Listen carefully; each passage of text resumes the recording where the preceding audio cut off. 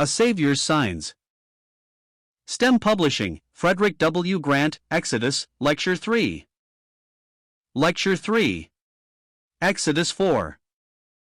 In our previous address, we have seen God declaring himself to Moses as a prelude to the deliverance of his people. In that deliverance, he is coming forward according to the significance of his memorial name, to exhibit what he is himself for his creatures. In salvation, God reveals himself and is glorified, not only in the redeemed of earth, but to the principalities and powers in heavenly places, who learn in us his manifold wisdom and his marvelous grace. Thus, in revealing himself, God is glorified in the very opposite way from man, who when he glorifies himself only seeks to exalt himself.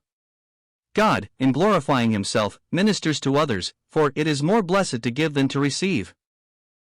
Can his creatures add aught to him? Did the making of a universe put more into his treasury than it had before? Being sufficient to himself from all eternity, if he would display his glory, it must be from love's delight to fill with happiness the vessels which his hands prepared for this. Such, then, is the fitting preface to the story of redemption, in which God acts according to the name he has chosen to display himself in connection with man. Whatever the people are, in whose behalf he acts, in no wise lessens the greatness of his object, which is to display his goodness and love to the utmost bounds of creation. The earth itself may be small indeed among the multitudinous orbs which spangle the heavens, but connected with the display of God's character, it is redeemed from littleness. Nay, man's littleness and his sin are means whereby he shows out fully his condescension and his grace. Upon the Son of Man the hosts of heaven adoringly wait. Let us notice now, in the chapter before us, how faith in the deliverer is to precede and produce faith in the deliverance. Upon Israel's faith in Moses, as the one sent of God for their deliverance, everything turns, therefore signs are put in his hand. And so with us, faith in Christ himself, not yet in his work, nor in the salvation which is the effect of his work, is the first and absolutely necessary thing upon which all else depends. All through the Gospel of John we find the possession of eternal life is connected with faith in the person of Christ. He that believeth on the Son hath everlasting life. These things are written that ye may believe that Jesus is the Christ, the Son of God, and that believing ye might have life through his name. This is of all importance to remember in connection with the gospel and the conversion of souls. The Saviour first, then, and from him, the salvation. And if this order be not preserved, most serious effects will follow. Look at what the Lord states in the same gospel. He says, "The hour is coming, and now is, when the dead shall hear the voice of the Son of God, and they that hear shall live." We naturally ask, what words do they hear? But not yet is it the words that are in question, but the voice. There are words, of course, but the point is, the voice is that of the Son of God. The eye is fixed upon the person who utters the words. It is the Son of God who is made known, and the dead become alive thereby, hearing the voice which by and by will wake all that are in the graves, and bring them forth to the resurrection of life, or to the resurrection of judgment. Oh, it is a wonderful thing to hear the voice of the Son of God, to have, through his word, the Son of God revealed to you in the man Christ Jesus. But people say, we are all orthodox, we all believe in him. Can mere orthodoxy save? No.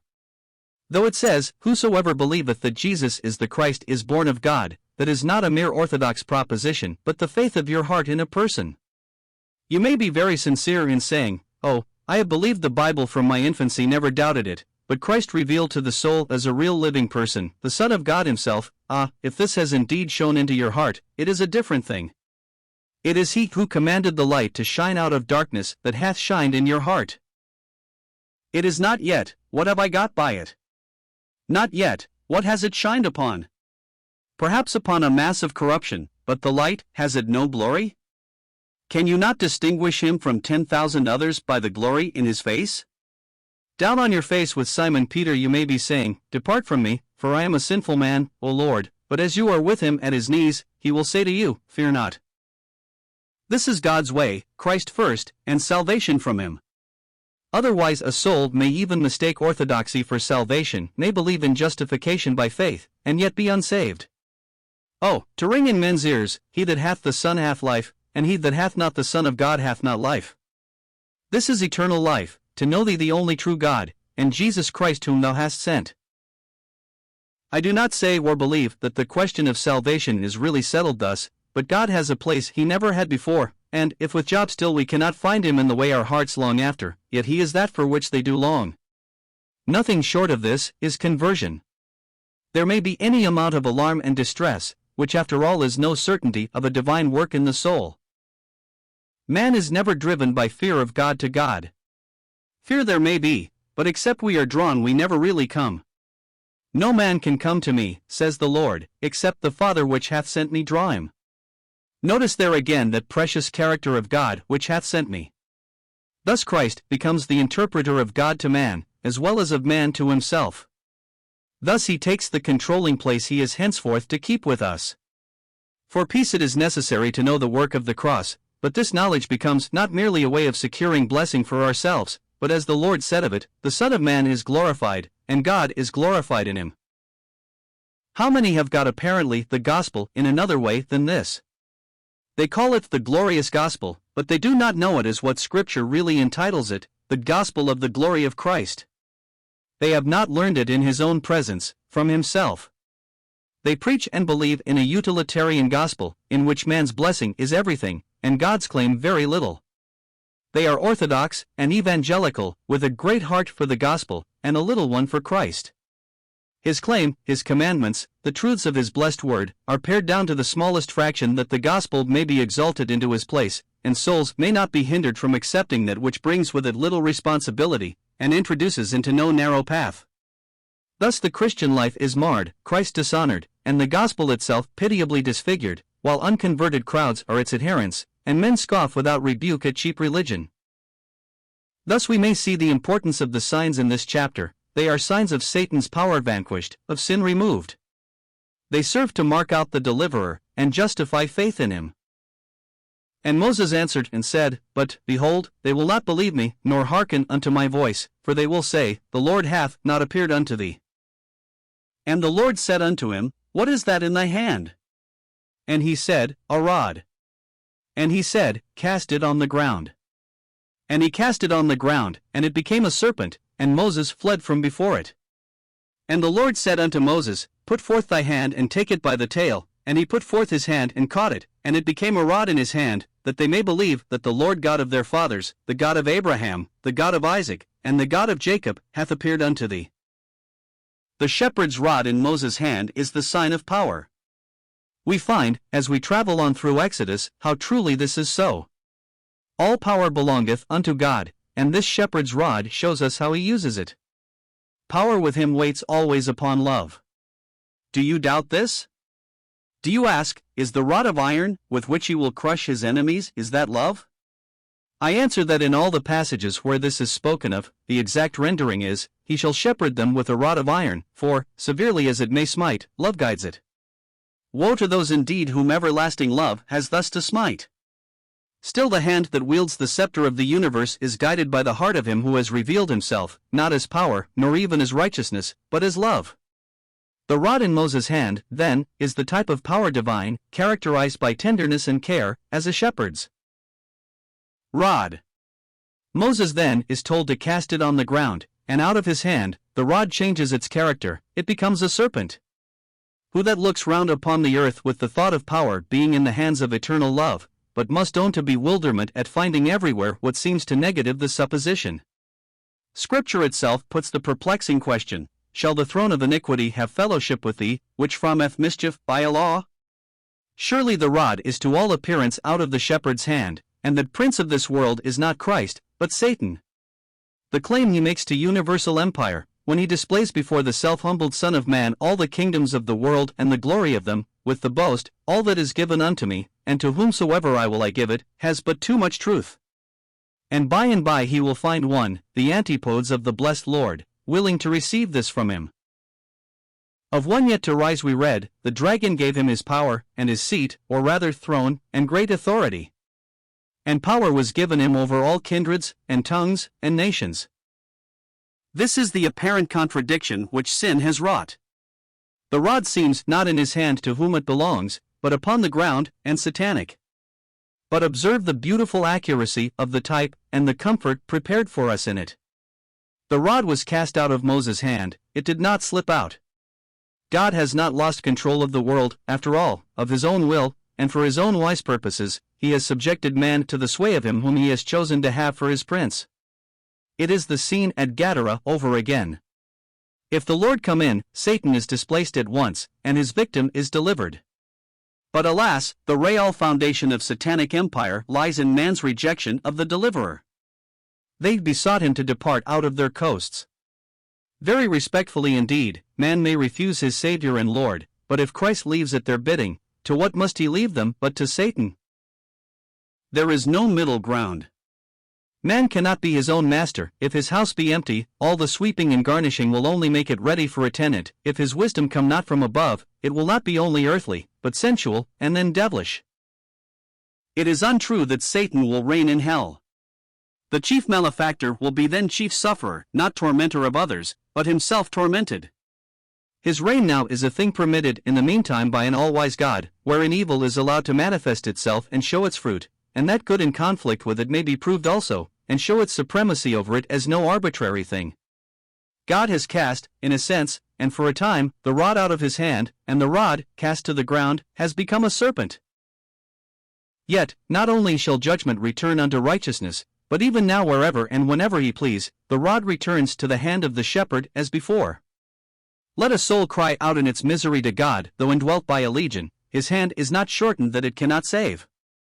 Do not suppose that because the God of this world blinds the eyes of those that believe not, he can build about them a wall impervious to the light without their consent. The apostle in this very place says, "We commend ourselves to every man's conscience in the sight of God." Even in the heart of the wayside hearer, the seed of the gospel was sown, but the heart, unchanged by it, gave it up to one who knows its value, alas, better. Then cometh Satan, and taketh away that which was sown in his heart, are the Lord's own words. So, while the truth commends itself to every man's conscience, man by his unbelieving rejection of it puts himself into Satan's hand, and no wonder if he be then blinded effectually. Solemn is the responsibility of one to whom the truth is evidencing itself, yet by rejecting it gives himself up to believe Satan's lie. But the rod of power in the deliverer's hand is found on the side of love, and in behalf of the victim of Satan's tyranny. Joyfully we recognize him in the one who has gone up on high, having led captivity captive, who, having spoiled principalities and powers, made a show of them openly, triumphing over them in it. But this is only the first sign. And the Lord said furthermore unto him, Put now thy hand into thy bosom. And he put his hand into his bosom, and when he took it out, behold, his hand was leprous as snow. And he said, Put thy hand into thy bosom again. And he put his hand into his bosom again, and plucked it out of his bosom, and behold, it was turned again as his other flesh. And it shall come to pass, if they will not believe thee, neither hearken to the voice of the first sign, that they will believe the voice of the latter sign. Leprosy is the Old Testament type of sin, in its loathsomeness, malignity, and power to spread. It might at first give little evidence of itself externally. The spot upon the skin might not truly represent the extent of the disease, which lay much deeper in the blood itself, no local thing, but corrupting the whole man. Its sure tendency to, except God come in, is to spread continually, blanching the hair and exposing the raw flesh, and finally rendering the man the vivid realization of Isaiah's picture, from the crown of the head to the sole of the foot, no soundness in him, but wounds and bruises and putrefying sores. Spreading, moreover, from one to another, it infected first those most in contact with the leper, his nearest and dearest, the inmates of his tent and heart. God's treatment of it therefore was to prescribe the complete isolation of him in whom the plague was. Away from his tent, outside the camp, he had to cover his upper lip and proclaim himself, as people passed, a source of pollution, with the wail, Unclean, unclean. Sin is thus with God no accidental and no local thing, but a virulent, growing, contagious evil, deeper than the surface, not to be measured by the outward appearance, and absolutely fatal, if he come not in to save. In Moses' case it is strikingly pictured as that which from the heart affects the hand, not from the hand the heart. The clean hand, placed in the bosom, is drawn out leprous, white as death. Let no man think that sin is the effect of his circumstances, or a mere act or deed. Let none talk of sinners with a good heart. The tree is known by its fruit. Out of the heart proceed evil thoughts, murders, adulteries, fornications, thefts, false witness, blasphemies, Oh, be sure, if the hand is leprous, the heart is not better, but worse, it is the seat of the whole disease. And cleansing must begin, not with the hand, but with the heart. And so with the type here. Moses' hand thrust into his bosom becomes leprous, thrust into his bosom again it is restored. Defilement and cleansing both begin at the heart. What has cleansed the heart? We are not wrong in saying, the simple power of God. Leprosy in the heart is sin hidden, but leprosy on the hand is sin exposed. The hand plucked out of the bosom makes manifest what is there. If we confess our sins, He is faithful and just to forgive us our sins, and to cleanse us from all unrighteousness. It is not the mere confession of sin being in our hearts or our natures, but of sin actually committed, a very different thing.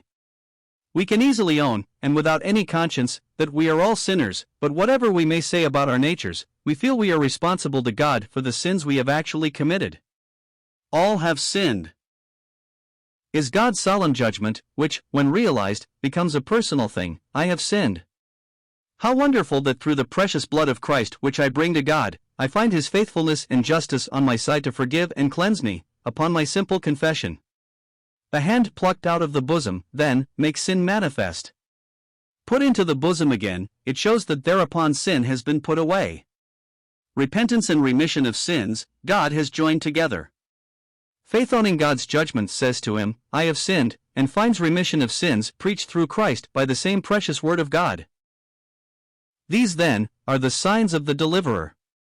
The third sign is a prediction of judgment for obstinate unbelief. And it shall come pass, if they will not believe also these two signs, neither hearken unto thy voice, that thou shalt take the water of the river, and pour it upon the dry land, and the water which thou takest out of the river shall become blood upon the dry land. For, indeed, must not the stream of life and blessing from God ministered to us here, become wrath and judgment if His goodness leads not to repentance? Every blessing is so much judgment, if a Saviour's voice be disregarded. I do not dwell upon this here. I trust one need not. What is given here as a sign to Israel, is given as a testimony to Pharaoh afterwards. God's principles are indeed invariable. Although the believer in Christ is, as to eternal condemnation, safe forever, may we realize our responsibilities as well as His complete and triumphant grace.